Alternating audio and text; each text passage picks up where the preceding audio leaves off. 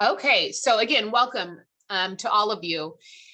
We have two great presenters today. We're going to start off with Dr. Calvin Nobles. He is from Illinois Institute of Technology, and he will be talking about hacking the human, exploring the human factor. And then our second presenter today will be Dr. Bob Bowles from Regis University, and he will be discussing access controls recommendations. So without further ado, I'm going to turn it over to Calvin. If you have any questions for Dr. Noble, please feel free to post your questions in the chat and he will answer them at the end of the presentation. So turn it over to you, Dr. Nobles. Thank you. Thank you. Good afternoon, everyone. I am very delighted to be here to discuss a topic that's very important to me and very significant to my research. But this topic is really a topic that's really underexplored in cybersecurity. And we're going to talk about why it's underexplored. We're going to talk about the strange dichotomy between really understanding human factors, but we're going to really talk about the human element in all of this. And so I hope you really enjoy this presentation. Again, if you got any questions, don't hesitate to ask. And I step us through this so we'll have time for a Q&A at the end. So here's some things we're going to talk about. We're going to talk about targeting the humans. We're going to talk about how the cost of global cybercrime plays into this. We're going to talk about human performance issues. We're going to talk about cognitive security. We're going to talk about human behavior and cognitive hacks.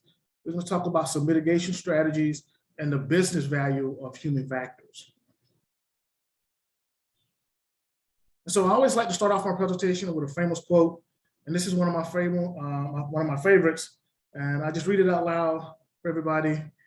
Companies spend millions of dollars on firewalls, encryption, and secure access devices, and it's money wasted because none of these measures address the weakest link in cybersecurity, in the security chain, which happens to be people, and that is said by Kevin Mitnick, the social engineering extraordinary champion himself, right?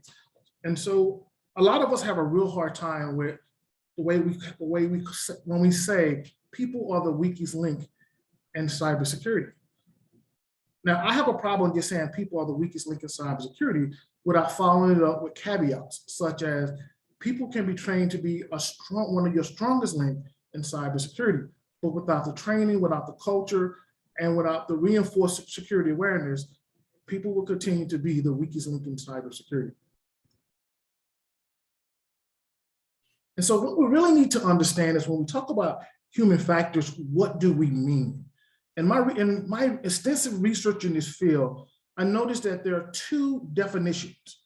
There is the working definitions, which most people use, most cybersecurity practitioners use, and that is, it pertains to human behavior associated with information security and data privacy. In most cases, it's negative in the sense that it's human error, it's mistakes, it's non-compliant, it's behaviors, it's such as things like leaving your laptops in your car, plugging in the USB, using weak passwords. We call that human factor. Well, when we look at it from a scientific lens, it means something totally different. And so if we look at the scientific definition of human factor, it is a scientific approach to improve system design to optimize human behavior and performance when engaging with information security systems, technologies, policies, procedures, and automation. Now, out of these two definitions, only one drives towards optimizing human behavior. The other one just call it out. And see, we need to be very realistic and we need to start asking the question, when you say human factors, what are you talking about? Are you using the working definition or the scientific definition? 95% of the literature that's published on human factors talk about the working definition and not the scientific definition. See, what we also have to understand is that human factors have existed in the United States for over 80 years. It grew out of the US military aviation, and we use it to advance aviation. And so now we have another field that we as cybersecurity professionals need to start thinking about, and that is human factor engineering. And so people are the Achilles heel of cybersecurity, because when we are put in a situation to where we're overwhelmed or we're unable to do our job, and we constantly cause vulnerabilities to our organization, it's troubling in terms of increasing risk. And it doesn't seem to account for a lot of things. However, in today's environment, humans are the most pursued attack vector in cybersecurity. So think about that. Why? Why is the human element the most pursued attack vector in cybersecurity? It's because people and organizations are the most least protected in organizations. It doesn't matter how many security controls you enforce. It doesn't matter how many policy changes you implement. You have to run these things through some type of reinforcement. And at the end of the day, when we're talking about adjusting or modifying or even trying to mitigate poor human behavior in cybersecurity, who are the people really designed to do that? I've been through many different types of cybersecurity training, information security training, and very few gets into a level of detail where we talk about human factor engineering in cybersecurity.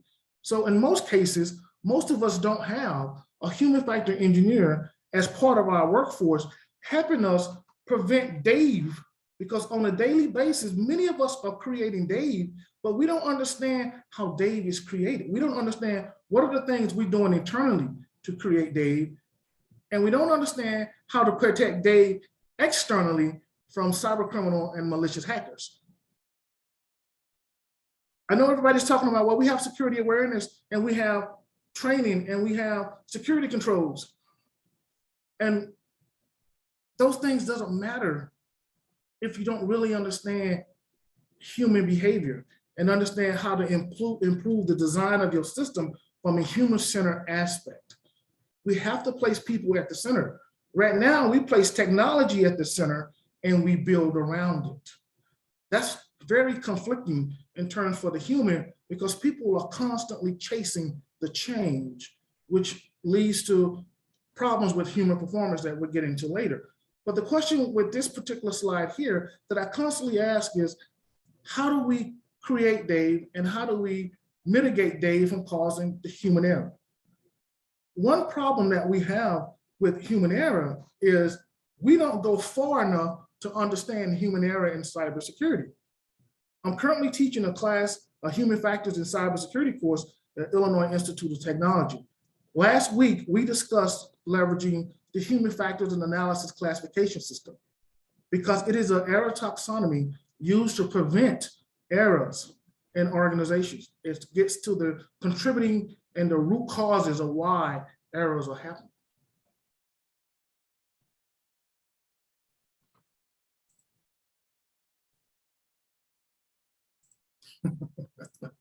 I'm laughing at the comment, that's a good one. So the significance of the human element, when we start to really understand the human element, is that people are the first and last line of defense in information security. I know some of you saying, well, we got machine learning, we got artificial intelligence, we got all of this technology.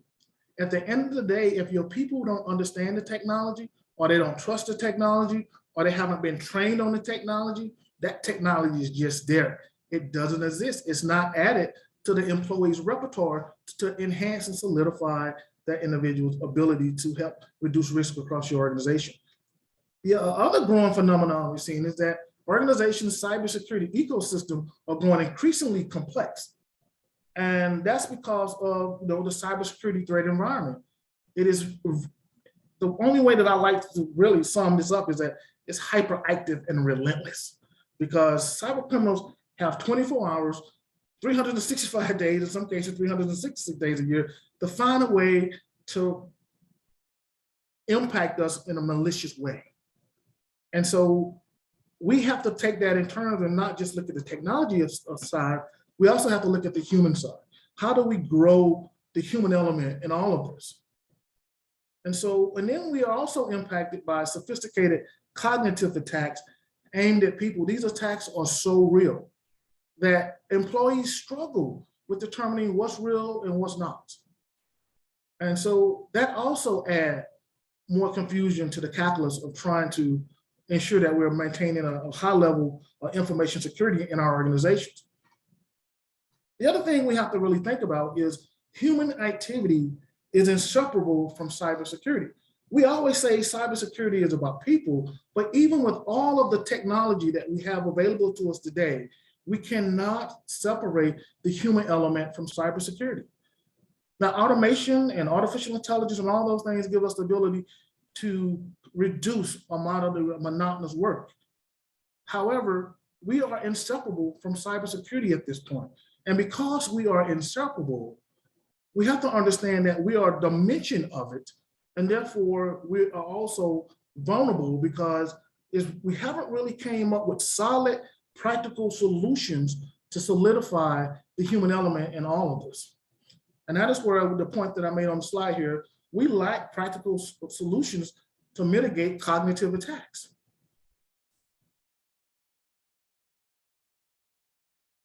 Okay.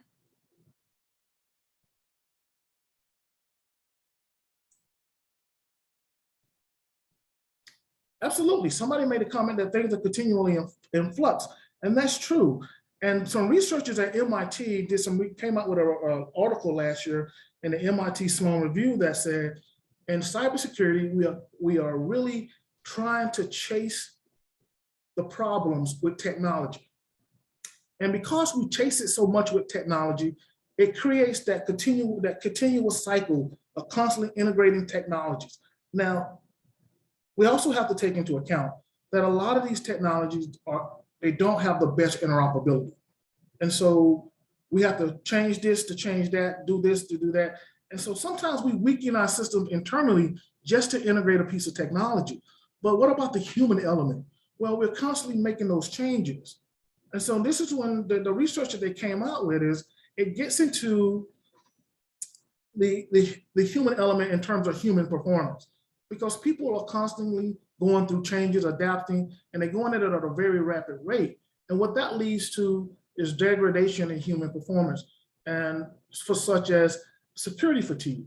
And when people start to experience security fatigue, their level of protection and the level of care begin to diminish. And because of that, that leads to human errors.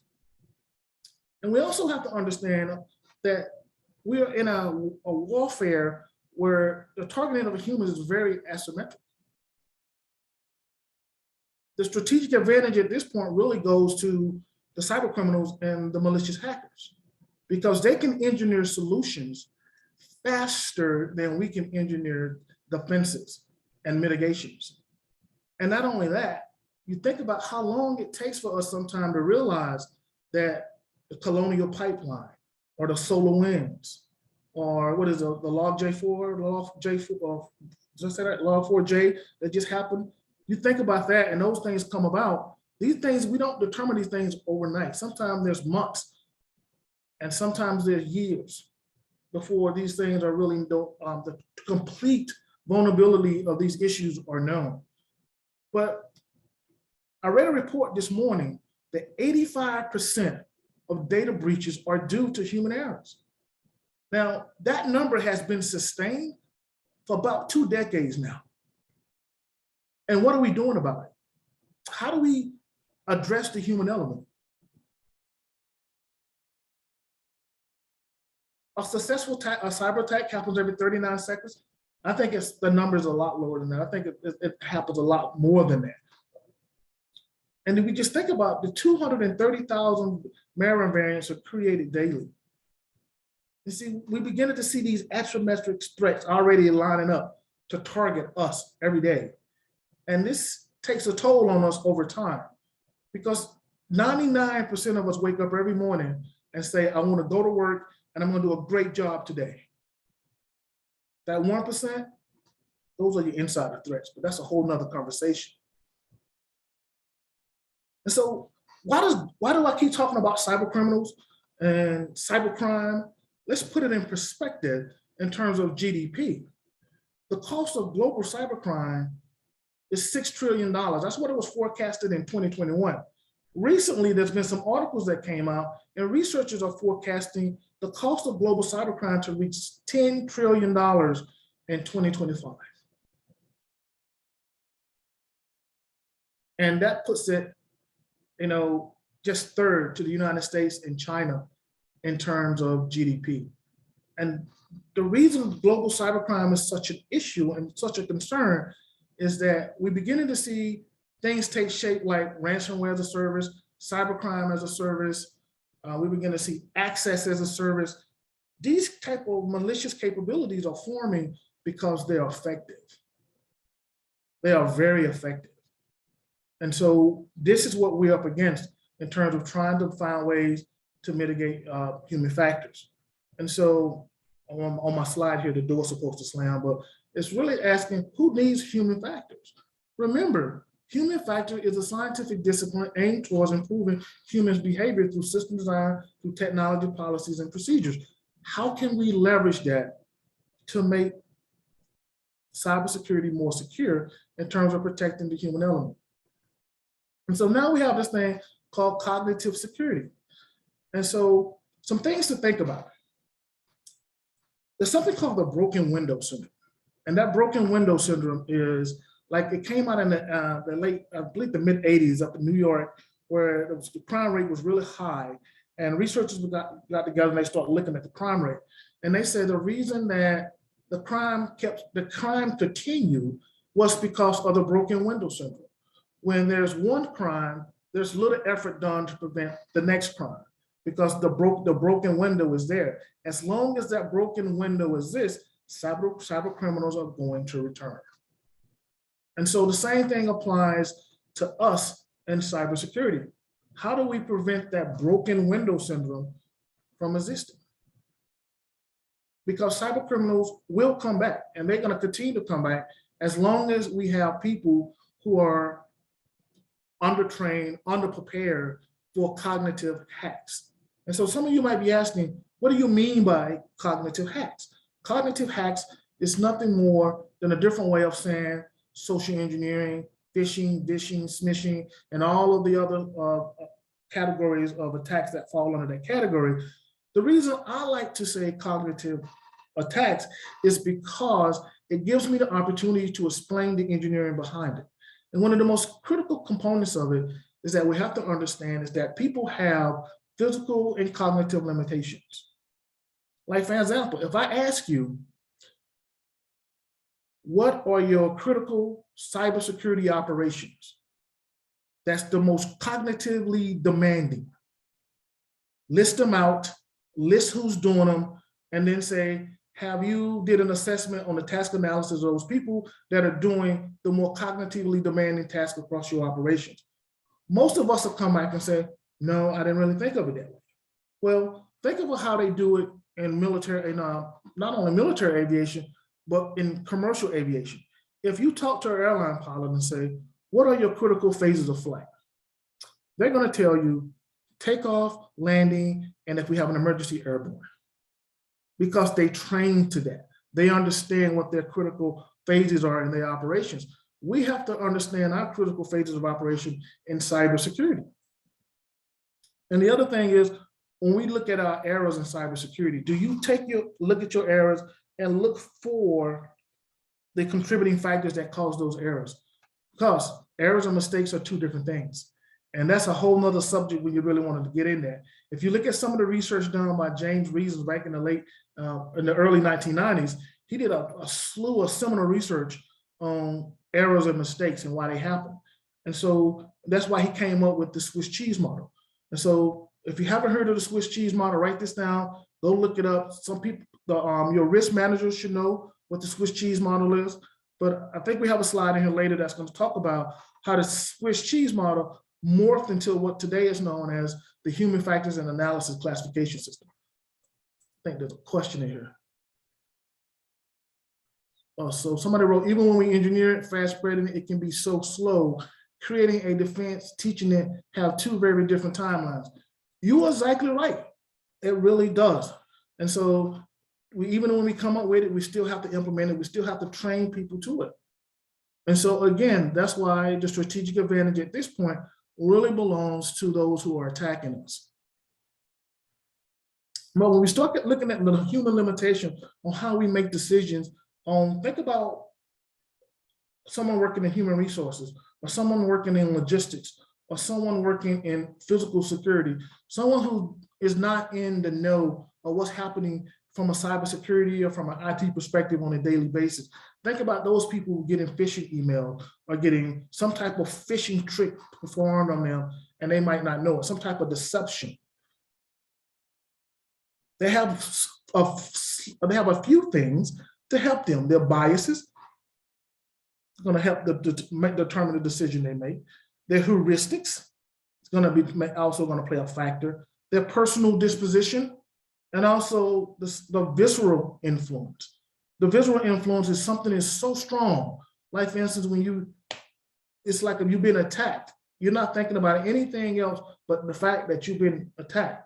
Very few people can be facing something so strong like an attack and be able to actually go through the training and things that they have been taught. And so it's a struggle for us because our security awareness is not reinforced. And we'll talk about that later in a few slides. And so the other things we want to take a look at is the human performance issues in cybersecurity. There are many, but I talk about 4. The reason I talk about these 4 is because they are sustained. Pre-COVID, during COVID, they're going to be here post-COVID. And we got to ask ourselves, how many of you are actually running an anti-fatigue program or fatigue management program with your cybersecurity professionals? These are the questions we have to ask, because when we look at organizations like NASA, we look at other organizations like large hospitals who implemented human factors and some of the other domains, they have fatigue management programs.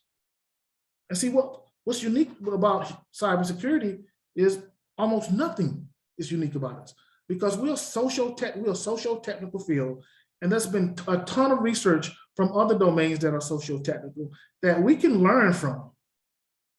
But we don't look at their lessons learned. And I'm gonna give you an example. For instance, in healthcare, they've implemented human factors in terms of patient safety, because doctors were making a ton of medical errors in the 90s and into the 2000s. And by implementing human factors engineering, they saw that number decline significantly, because they were putting procedures in place, processes in place to reduce the risk of that those doctors were causing, and also what the doctors were facing, right? And so here's the question. So you got an engineer, a human factors engineer, helping you reduce medical errors in terms of patient treatment. But why don't you go across the hall, knock on the door of the chief information security officer and say, I'm a human factors engineer, let me help you with your high friction areas regarding human performance and human behavior. Why not? But these 4 particular problems have really wreaked a lot of havoc on us. I mean, you think about our chief information security officers. I think I read something a couple of weeks ago, the average tenure for a chief information security officer is between 18 and 24 months. Now, I know someone that's been in the job significantly longer than that, but I thought that number was interesting. And when I looked at why it was saying 18 to 24 months, it was dealing with human performance issues. We don't think about human performance issues in cybersecurity. Now, let me give you some reasons why we need to start thinking about human performance issues in cybersecurity. If you think about a commercial airline pilot, when he comes to work and he's not feeling well, he can call out. No harm. They'd rather for him to stay on the ground than risk the flight and put the crew and the passengers from being in an awkward situation up at 30,000 feet. The same thing with a surgeon. If a surgeon is not feeling well, that surgeon calls out. He don't actually perform surgeries that day. What do we do in human factors? We talk about stressors. We're talking about people who are going through life-changing events, divorces. They might be told they have a serious medical ailment. They might be dealing with psychological issues. They might be dealing with a slew of other stressors, but we don't really have programs to help manage that. But yet some of these people are involved in some serious cybersecurity operations. We need to start thinking about that. How is human performance being impacted by all of this? And do we have a way for our people to come forward and say, I'm dealing with a stressor that's life-changing, and I might need to be put in a lesser role? And so when we look at fatigue, this is the only one I broke out. But if you look at fatigue, when I was studying fatigue, I came across 15 different types of fatigue that we deal with in cybersecurity. Cybersecurity fatigue, security fatigue, authentication fatigue, and so on. Now, again, I asked the questions, how many of us have a fatigue management program to help us fight through and manage fatigue?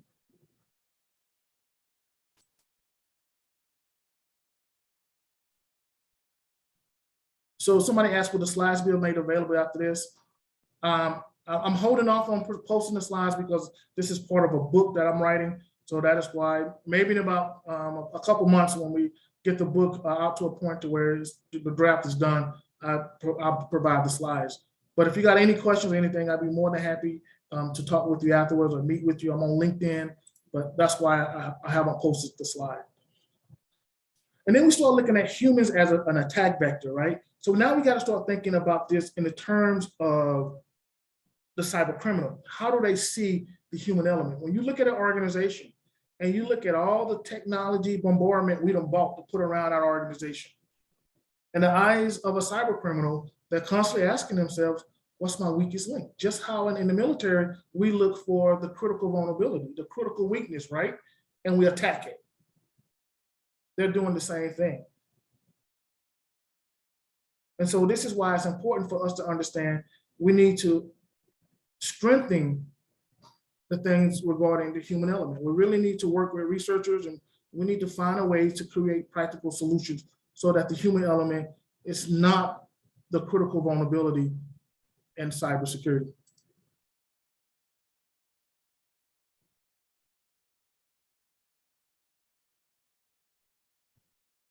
Okay.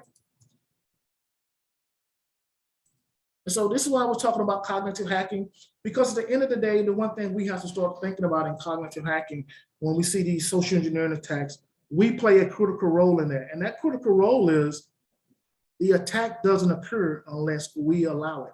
We must execute something successfully that's most likely is going to be non-compliant behavior in order for that cognitive hack to be successful.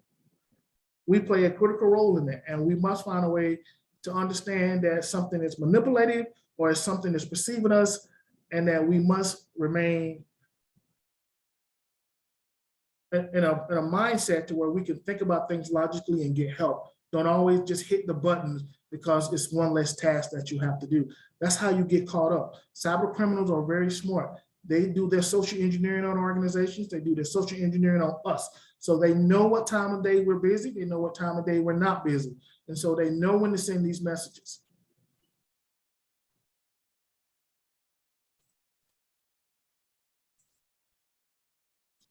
And so we got two types of cognitive hacking, overt and covert. We know what those mean. And again, we must teach this to our folks, our employees, to understand that they know the difference. We have to train to this. Just like people at the Colonial Pipeline are doing in-depth training about ransomware, we need to do in-depth training about cognitive hacking and getting people to understand if you get an email and it doesn't read right, there's something suspicious about it, take a time out, step away from it, get somebody else's opinion on it, talk to your manager about it, or actually just go to the person that they're trying to portray in an organization, like they're trying to get you to pay a false bill of sales or whatever it may be. Just walk down to the sales department or call them and say, hey, did you send me this? Just verify it. There's certain things we can do to mitigate not being caught up in these scams. And so when we look at the process of a phishing attack, the target users, you see there's a system here. And at the end of the day, these cycles are running over and over and over again. And so that's why it's so important. It's more than just understanding what phishing is. It's also understanding the engineering behind it, understanding the science behind it. When you train people, people respond better. And a lot of times with our phishing training, and even with some of our security awareness training, it's like applying mayonnaise to a sandwich. Everybody get the same sandwich. We just take the mayonnaise and we just slap it on and everybody get it. Your security awareness has to be focused on your weaknesses and your vulnerabilities in your organization.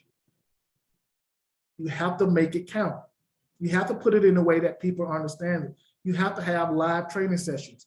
You have to have managers circling their people around and having these discussions.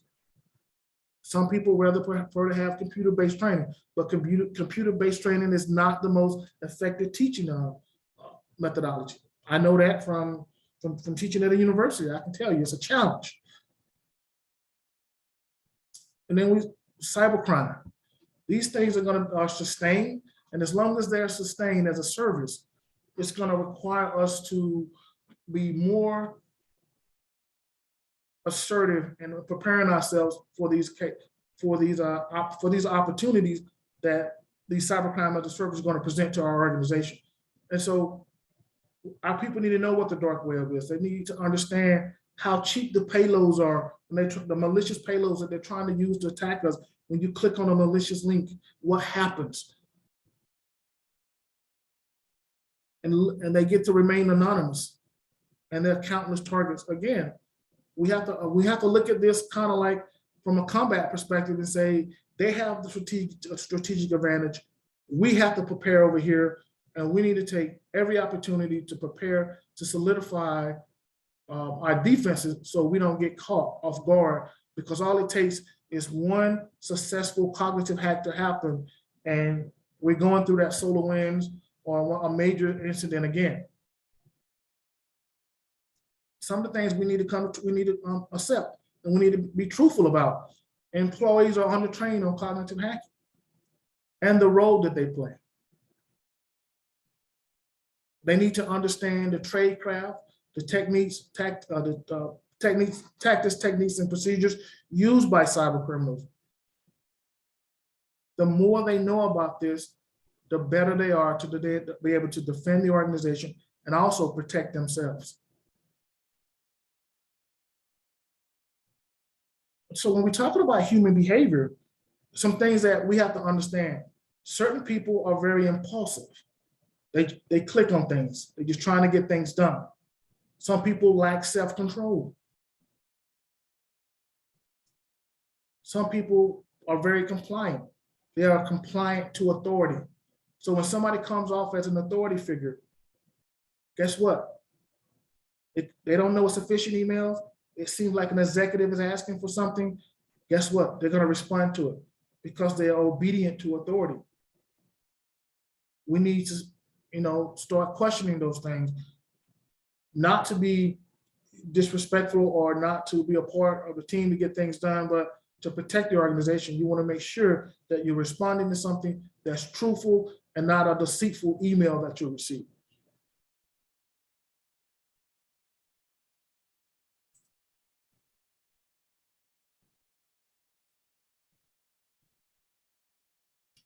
So somebody asked a question: do password change policies increase or decrease overall security? I find that with my staff and common password change requirements, they are more likely to forget and write down the password.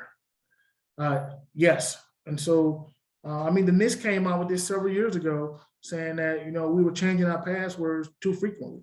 And some organizations even added some other special rules in there that made it even more complicated.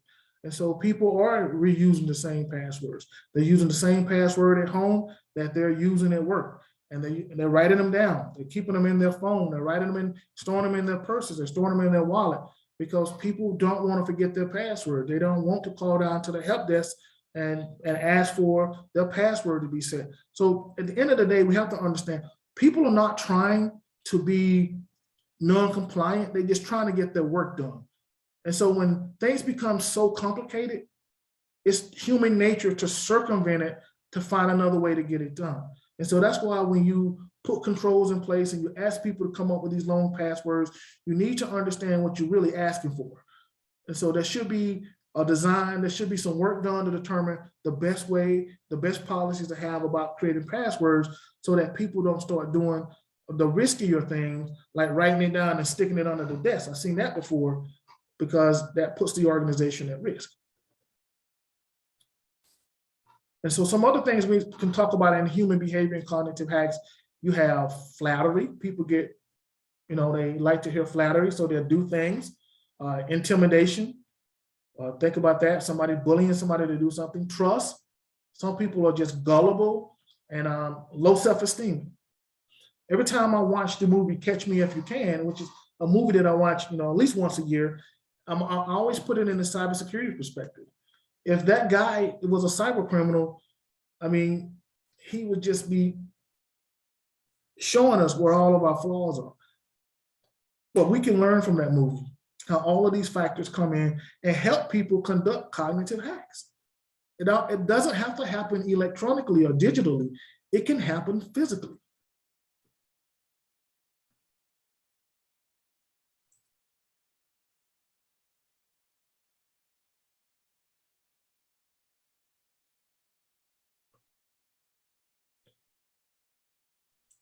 Okay, I get to that question. Let me finish this up.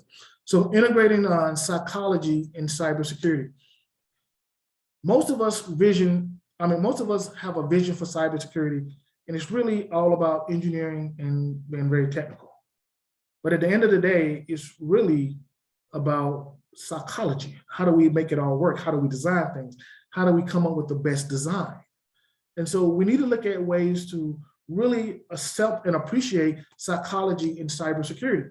You think about human-computer interaction when we design things. We talk about the user experience, the user interfaces. How do we make all this to happen? We make all these things happen because we are thinking about the human element. But a lot of times when we design things, we're designing things based on our own likes. Hardly ever do most companies say, how do I design something else?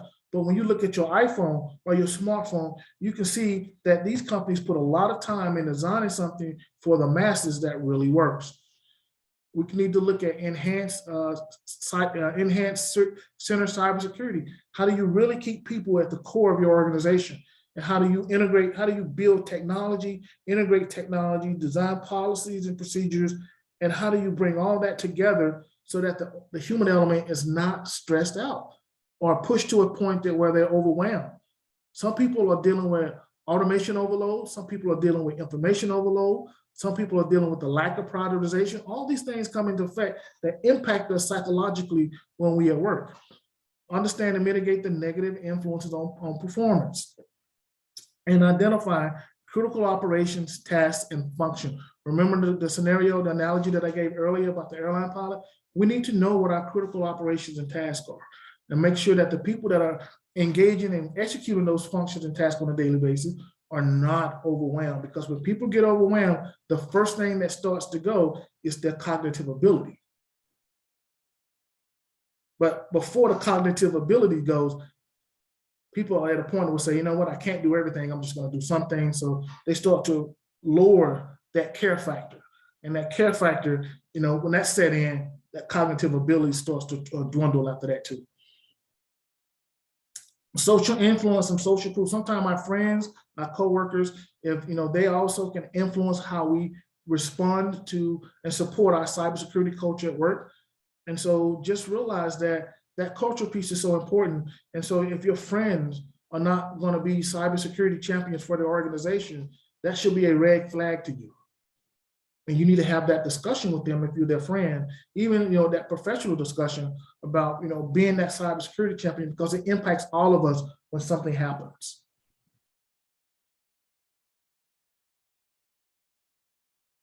And again, I've already covered the visceral influence there. And so this slide is one of my favorites, believe it or not. And it's about what make employees vulnerable to cognitive hacks. One, there's an underappreciation for human factors in cybersecurity. And I tell you why. It's because who in your organization is trained to address human behavior? Your network engineer, software engineer, cybersecurity engineer? Nope, not so much. And so most of you don't have the organic talent you need to address the human behavior in cybersecurity because you don't have a human factors engineer. There's a lack of human factors initiative because there is no human factors engineers in cybersecurity. Cybersecurity is ineffective because it's not reinforced. It has to be reinforced. It has to be reinforced just like the training that the airline pilots go through. Regardless if you got 10,000 hours or 30,000 hours, you go back to the training facility every year to reinforce your training. Then you got poor system design and integration, a lack of mitigation around the human element, a lot of complexity there, and malicious actors understand your human limitations better than you do. So let's very quickly walk through some human factors initiatives. And so one of the things we can talk about is how do we address this undereducation on human factors? We can address that by saying, hey, why don't we have a human factors practitioner or a human factors engineer, somebody we can partner with to help address those high friction areas in cybersecurity? Gone are the days of trying to get someone who's been in cybersecurity for 30 years to fix your human factors problem. They can't. I'm not saying they're not smart. I'm not saying that at all. They just don't have the expertise to influence it, to fix it. Develop a human factors program. NASA, the Department of Defense, a lot of your major hospitals all have human factors programs. And through this program, they have a lens to look at the human element. How do we prevent problems that are associated with the human element? How do we make it so? How do we make people be able to perform their jobs better rather than making mistakes and error and causing the company money? Create a human factors platform. Make sure it's executive led. And the sole purpose is to address human factors initiatives in cybersecurity. And I'll just skip through this slide because I want to give you guys ample time. Some psychology professionals you can partner with, human factors practitioners, psychologists, behavior scientists, cognitive scientists, and a lot of people are using user experience research and designers.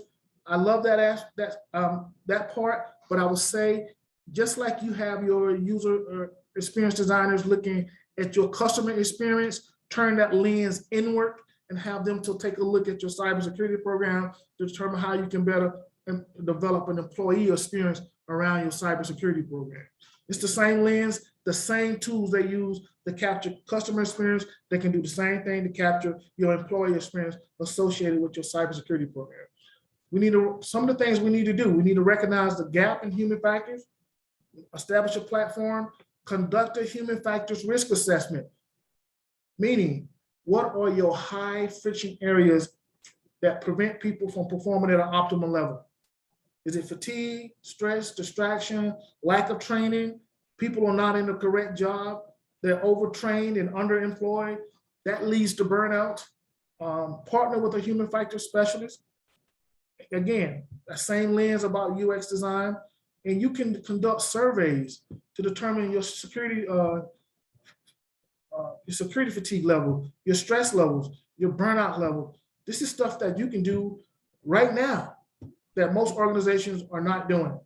At the end of the day, human factors is about increasing the business value of your organization, because when you have a highly effective human factors program, you can have fewer errors, reduced labor costs, lost work days, more trust and loyalty, higher productivity, improved work quality, healthier employees, increased situational awareness, and reduce security costs. And so at the end of the day, when it comes to human factors in cybersecurity, we have the iceberg effect going on.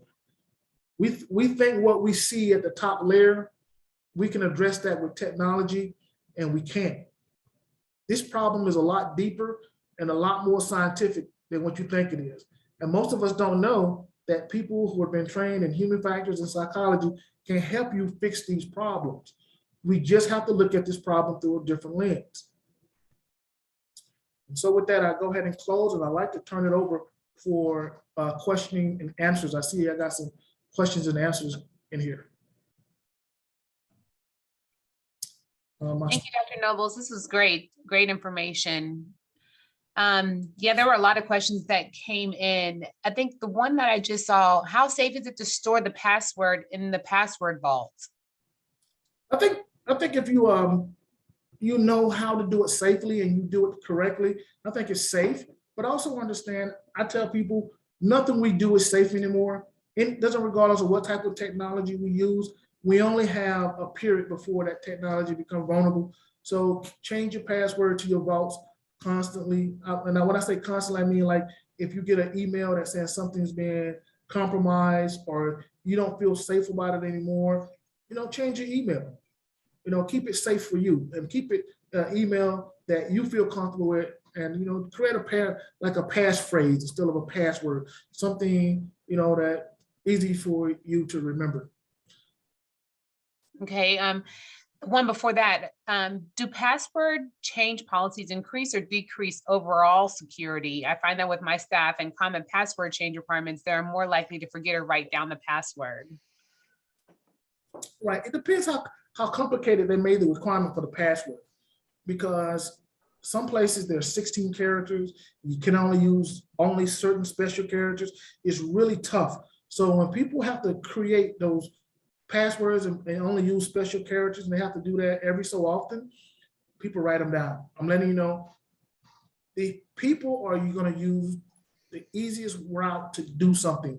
They just want to come to work and do their jobs. They want to support the business, but when the business makes something overly complicated, they have no choice but to try to find a way to learn it and to get past that next step, even if it means circumventing it. That's just human nature. And that's why the design part of your program is so important. How are you designing things and what did you base it on? And along the same lines, look like, how safe is it to store passwords in your Apple iPhone Notes app? Nope, I wouldn't do that. I mean, this thing is nothing more than a computer. So I wouldn't do that. Most of us do though. Right. Not good though. Yes, it's not. Next question. Do you think we should be including cognitive science in cybersecurity curriculums? Yes, absolutely. I know 2 schools right now that actually teach the human factors in cybersecurity course. I think this course should be taught at every school because it's a struggle in real world. It's a real world problem. And we just don't spend enough time understanding how important it is. And to be honest with you, it's a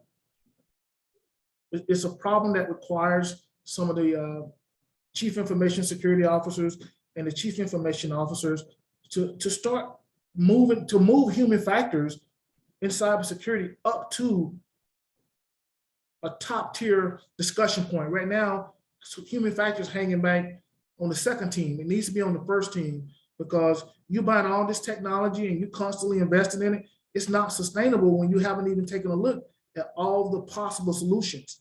One of your solutions is, how do I strengthen my abilities around humans to help reinforce my cybersecurity program?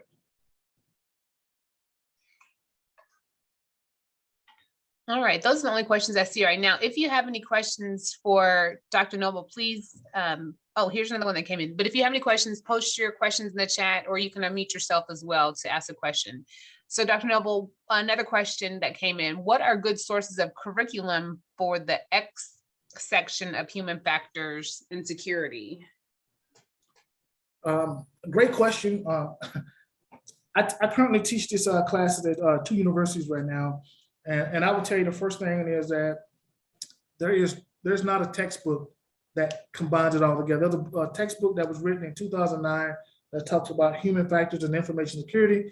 It discusses more of the business aspect, not the human factors engineering side. So there's a lot of material out there that I pull together. When I put a course together, I don't really teach it from a textbook, but I teach it from I like Perry's book, but Perry's book doesn't get into the human factors. I'm a big fan of Perry Carpenter's, but we got to understand something, folks. We got to quit thinking that a bus mechanic can repair an airplane engine. It doesn't work that way. the only people that can come in here and help you really understand the human element are people that's been trained in it.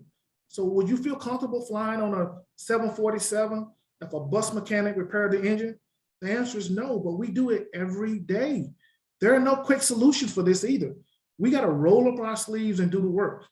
And that's what I'm doing right now, is I'm doing the work, because this is an area that's underappreciated in cybersecurity. Because rather than roll up our sleeves and do the work, we'd rather go invest $5 million on a piece of new technology that's only going to give you an advantage for a couple of months or maybe 6 months the most. The human element is something that we really need to make a top discussion item, and we need to start working across the board, academia, government, industry, because the human element is going to continue to be attacked. I have a question. Sure, absolutely. Calvin, this is Joe Kerrigan from JHU. How big of a role do you think security awareness training plays in your human factors whole? It's obvious you're coming at this from a more holistic viewpoint, the single idea of training, which is something I harp on a lot. And it goes to a lot of things that you're correct about, particularly with regard to how we in this industry we are more attracted to the bright shiny object, the firewall thing. For example, in the I was talking to Roger Grimes from KnowBe4 recently, and he was saying that the DSS, the PCI DSS, has like this huge block on firewalls, but like 3 sentences on social engineering attacks. So as an industry, we're not focusing on it. But how big, as in terms of human factors, how much of that do you think security awareness training is? So I look at this problem a lot, Joe, and I would tell you, when I look at it, I just don't look at how you train in cybersecurity. I look at other fields and see how they train. And I know you guys heard me talk a lot about aviation. And the reason I talk about aviation a lot is because there's some serious training in aviation for a pilot to get out there and do what he or she does on a daily basis. So when it comes to security awareness, I don't think companies take it seriously enough. Most people are one and done when it comes to security awareness on an annual basis, right? Do your training, get it off the books, move on to the next one. Security training has to be reinforced. And not only does it need to be reinforced, it needs to be a reflection of what's happening in the cybersecurity threat environment. The latest TTPs that these cyber criminals are using needs to be integrated, and not only in your security awareness, but also in your security training. And so I say that to say this is that like I said earlier, putting the mayonnaise on the sandwich for security awareness doesn't work. Our security awareness training needs to be reinforced. We need to go through security awareness training annually, and it needs to be different type of security awareness training. I'm gonna give you something that I envision, and I would love to see this come to fruition. I would love to see it materialize into something. Joe, you get to work at your desk one morning, you log in, and there's something that pops up on your screen that says, Joe, for the next 15 minutes, you're gonna be put through a cybersecurity awareness simulation. We're gonna walk you through, and we're gonna allow you to make all the mistakes that you possibly can with your password. We want you to create a weak password. In fact, Joe, make your password 12345. You make it 12345, they show you a cyber criminal comes in, figure out your password, logs on at night, goes to a very sensitive part of your organization by traversing your network, download 20,000 files, and goes and sell them on the dark web. Now that you've seen what happened downstream, the cascading effect of it, now you know why it's important that we don't create weak passwords. And now it reinforces that training. So a couple months later, you log in and they say, Joe, good morning. Welcome to your 15 minutes of cybersecurity awareness training. We want you to plug in a USB port into your computer today. Plug it in at this time, Joe, and you plugs it in and it wipes the screen clean. Then like a minute later, it comes back and says, Joe, we're walking you through a ransomware attack. And so these are the type of trainings that we need. The training that we have today, whether it's computer-based training, somebody's talking to us, is totally ineffective. I completely agree with everything that you have just said. I'm actually writing my dissertation on this very topic. So Calvin, I would absolutely love to get a copy of your book when it comes out. So if you can, I'm going to link with you on LinkedIn, and I'd like to purchase one. But my dissertation is basically exactly this. The security awareness training that we're doing right now doesn't work. And so my research is based on all the human factors, right? Testing the human factors before security awareness training, customizing that security awareness training for the weaknesses that are found in the first survey, and then testing to see if the security awareness training that was customized actually worked. And there's going to be more, but I won't get into it. But yeah, this is exactly right. We are not going to, the next war is going to be cyber war. This is where we need to be spending our time and our money. And you're absolutely correct that companies are not taking it seriously enough. And we need to start educating our students. We need to start educating our peers. We need to start educating our companies. Just absolutely agree with everything that you just said. But thank you. Somebody asked how much is taught on human factors. In most cases, it's a course. I know at Illinois Tech, I'm in the process of creating a human factors psychology concentration in our cybersecurity program. I encourage other schools to do the same. I think it's an area where we need more people coming into the field who have this specialization to help us really understand how do we leverage human factors engineering, how do we leverage human system integration into cyber, because again, I say this until you all get tired of me saying it. You know, we got to make human factors a top priority, and right now it's not. So I look at it as if we can have an affinity for network engineering, cybersecurity engineering, and software engineering, then we can have an affinity for human factors engineering. All we have to do is just do it.